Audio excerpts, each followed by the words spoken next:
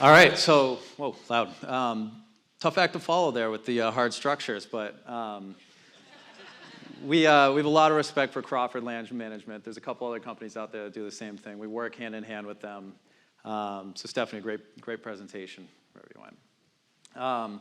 Before I begin, I just want to take a quick moment and point out the hard work that Katie Atchison has put into this, and thank her for putting. She deserves a big round of applause. And Haley Cody was supporting her too, so, and everyone else at the chamber, so thank you. I was going to do an introduction, but I think we just did it. I think I talked about most of my presentation in that short video, so forgive me if I'm repeating myself. But Katie asked me to speak. I was initially flattered. I wasn't sure if she had ever seen me publicly speak before, but I put that by side. So I said, what are we talking about? And she said, the complexities of coastal construction. I thought for a minute in my head. I said, all right, well, I have about 15 minutes to complain about my job and all how tough it is to do. But I promise it won't be too much like that. So when I started to put my words together, I realized quickly that the complexities and the challenges land within two categories. The first being the complexities that we work in as a physical environment and also as a business environment here on Cape Cod. So often the business environment is synonymous amongst all of the different industries here and across the country. So we have all the same problems. But there was one underlying theme throughout it, and that was adaptation, which shouldn't shock anyone. We adapt both in the physical sense and in the business sense, and how we do and operate our business. So I want to see a raise of hands. Who's actually heard of the term marine construction before? Okay. Usually the first question people ask me when I say, what do you do? And I say marine construction, they say, do you build boats? So if you thought that, you were wrong. We build marine infrastructure. We also do beach nourishment and some other ecological type projects. So what we say is marine infrastructure is anywhere from a dock to a seawall to beach nourishment to dredging. Often we're doing a lot of public access, both stairways over the embankments for public use, boat ramps, et cetera. So we are not involved in the permitting side. We are not involved in the design side. We do have our opinions about both, but generally that is a package deal when it comes to us. We're here to do the actual physical construction of the project for the client. So breaking down the first one, the physical environment, I want to try and paint a picture of where we work. I think that Stephanie showed a bunch of great slides there, and I boiled it down to four areas of work. This is just a couple of examples of what we do. You see a long boardwalk from a private residence. Sorry, Dan. Crawford and I might have a little bit of a differencing opinion on the private homeowners because they are our customers, but this is an example of a long period to get down to the beach for a private homeowner. We're actually dredging, reusing the sand from a dock up there on the right-hand side and actually putting it back up onto the beach. We'll spread it out, plant grass, and it's good to go for until it fills back in. And same thing with down below, some more dredging. So the four places that we work is, I call these like estuaries, way up far back in these bays. These are generally the most protected areas, often the most environmentally sensitive areas. They're also some of the harder areas to get to. We also work in a little bit more open areas, something like Katuitt Bay or Pleasant Bay, not fully exposed to the full, harsh, open ocean, but they can actually get some boat wakes, they get some good storm waves, and erosion occurs. And then we have what I call kind of exposed beach fronts and waterfront. So a lot of this area is Buzzards Bay coastline, Cape Cod Bay, National Seashore, Nantucket Sound, anything that's directly exposed to the water there. And then the last one is inner harbors, commercial waterfronts. This would be Hyannis Harbor, Woods Hole, Plymouth Harbor, etc. Climate change is obviously top of mind. It's a huge deal. Our work that we do puts us right in the intersection of where the power of the ocean meets the hardness or the stubbornness of the land, right? And we see this every single day on projects we do, on projects that others do. And projects that haven't been done. It's just a constant reminder every single day. It's like right in our face. We're stepping over this stuff every single day. And it really is a major challenge to being able to work in these places. So erosion is a word that you're probably sick of hearing at this point, but it's one of the most common issues we face, and probably the driver of most of our projects that we do. So I've highlighted a few different things here. So this one right here is actually ice damage, something that people don't think about, but the destructive force of ice can really wreak havoc on marine infrastructure. So those are some pilings that have literally been lifted up and tilted over, and what happens is the tide drops, the ice freezes at low tide and lifts them up. And it actually does it over a few tide cycles, and then all of a sudden your piles and your dock has fallen over.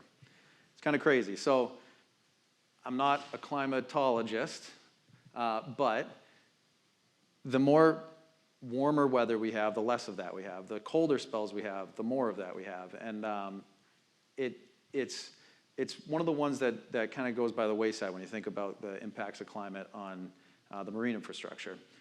Tides, wind, and waves, and current. Those are what we're working on every single day. So if you have the wind and you have the tide or the current moving in opposite directions, you're going to get some big waves, right?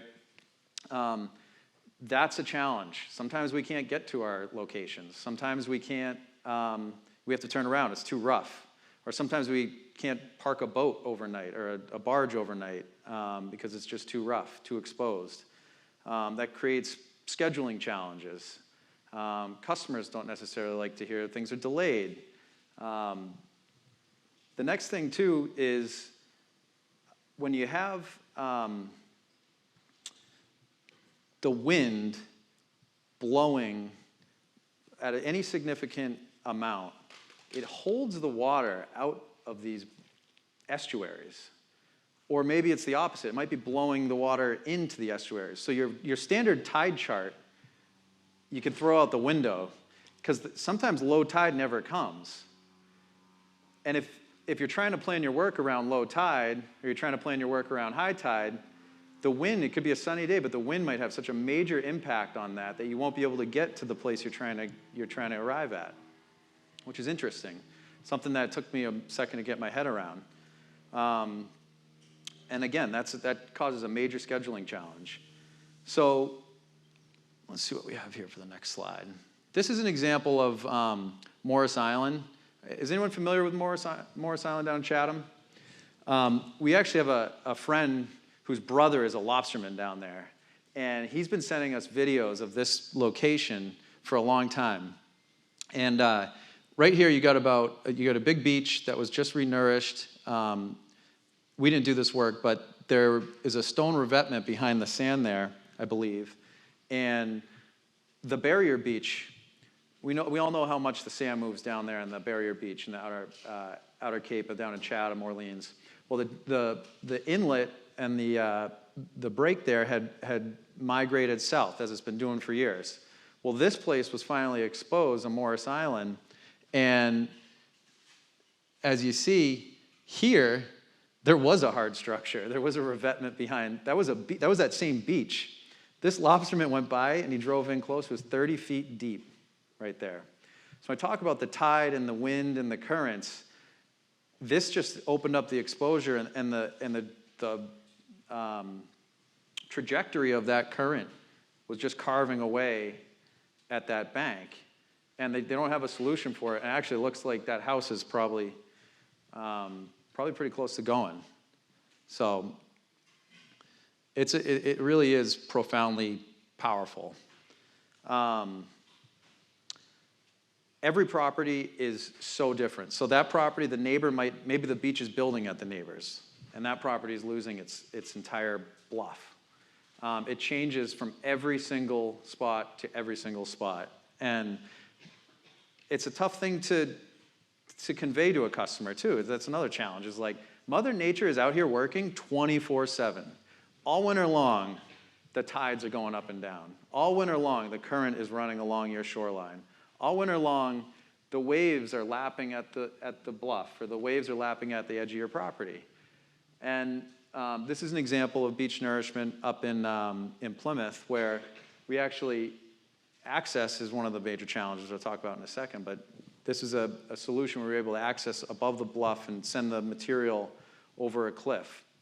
We were able to get some heavy machinery down on the beach, but it didn't make any sense to run a few miles down the beach with a truckload of sand at a time. So you have to get innovative, you have to be able to adapt, and you have to be able to come up with logistical solutions and think outside the box to get the job done.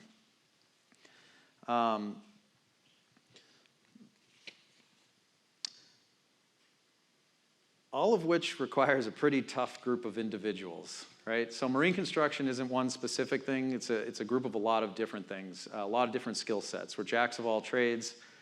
Not one of our skill sets is used more than 50% of the time. You still need a crane operator. You still need a carpenter. You still need a pile driver. You still need someone who can drive a CDL, but it's not a full-time job. So you need them to get out of the truck and do some carpentry, or get out of the machine and pick up a shovel, or drive a truck, et cetera, et cetera.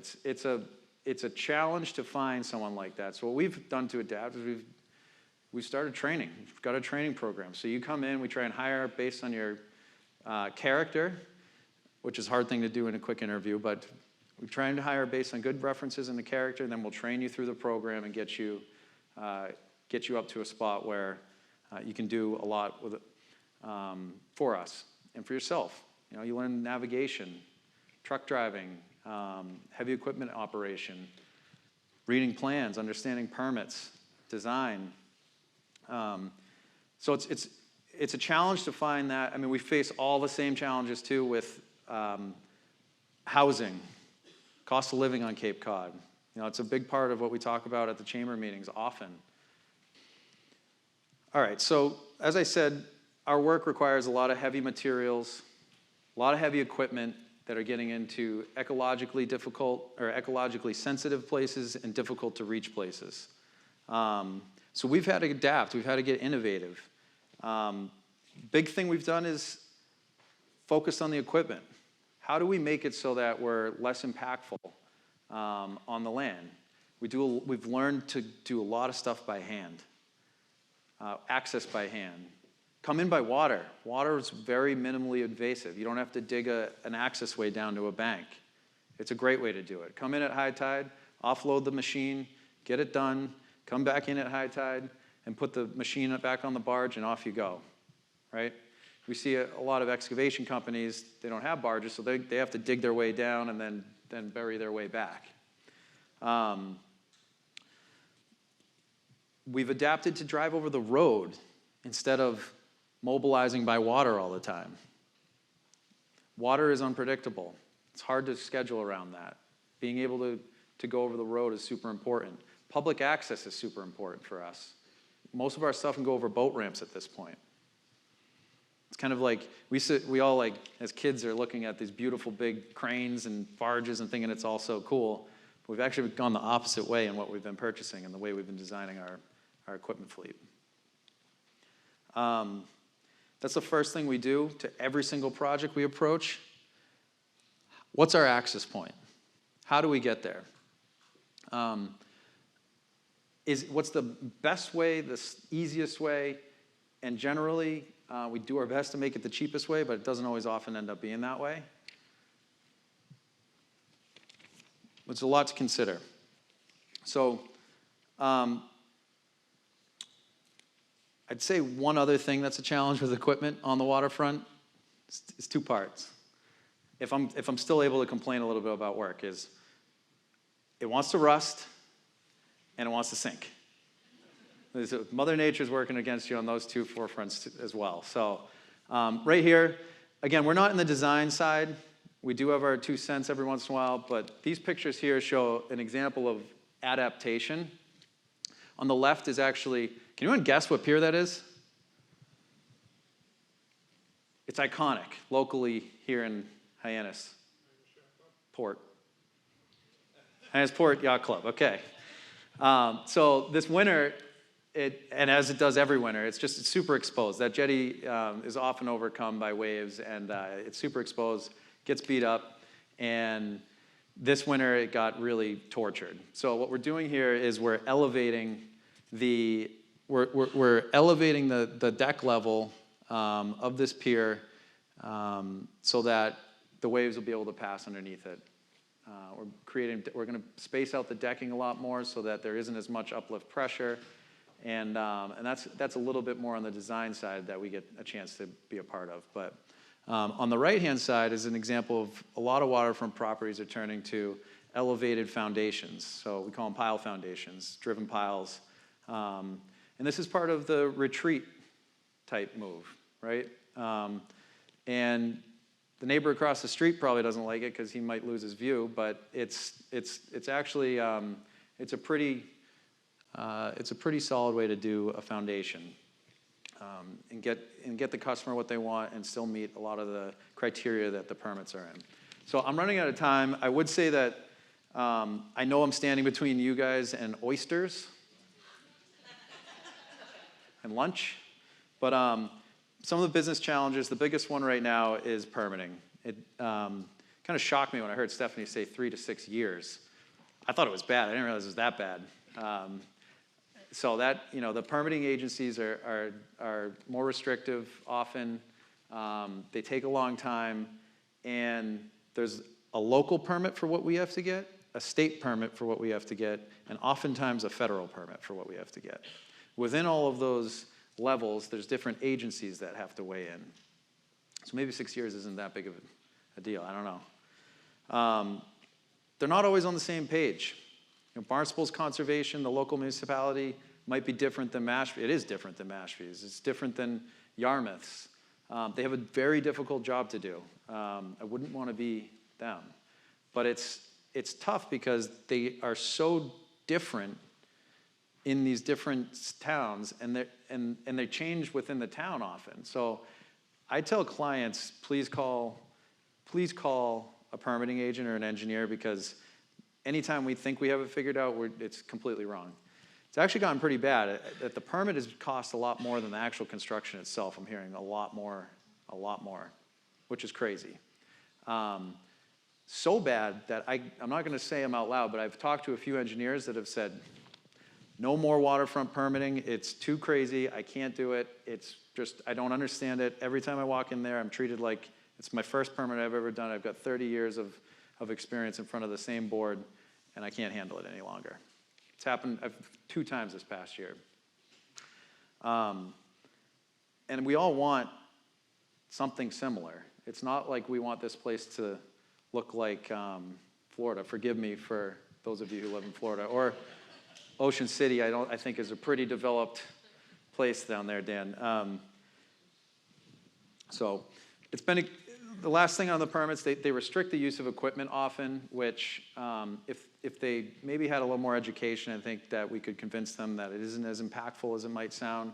But often these projects get the permit and the design comes to us, and we're like, all right, so 2 options: we don't do it, or we use a helicopter, because there's just no way, and we're working from ropes, right? Because there's just no way to do it. So the other thing too, I'll leave with this, is plovers, flounders, horseshoe crabs. These are species that are super important, but they pose in a permit, they'll put a time of year restriction on what we're trying to do. which is totally fine, but we're talking about challenges of working in a coastal environment. That's a big challenge. You know, communicating that to a customer, running a schedule board, trying to keep the 30 people we have on staff employed full time. So I don't challenge that whatsoever. It's a hard thing to manage around and to try and pull in some other projects that you can work during those times. And then another one, this is funny, it doesn't happen often, but if you drop something when you're working on the water, we're talking about challenges, it's a little harder to retrieve than your typical contractor, right? So we adapt, and we do it through equipment, we do it through our business process, we do it through our training, and again, we let the engineers do the adaptation as far as the design goes. But it's been interesting. It's been a great 9 years in business here on the Cape. It's been an awesome community. In conclusion, although we've had a ton of significant challenges, we've seen a lot of change, still love what we do. We still love to call this beautiful place home. Most of all, we're thankful for the opportunity to work on the water every single day. Our goal is to connect our customers and our workforce and our stakeholders to the water, to the environment. And it's an awesome thing to be a part of, this resilient blue economy. So with that, I think I will leave you for lunch. Thank you.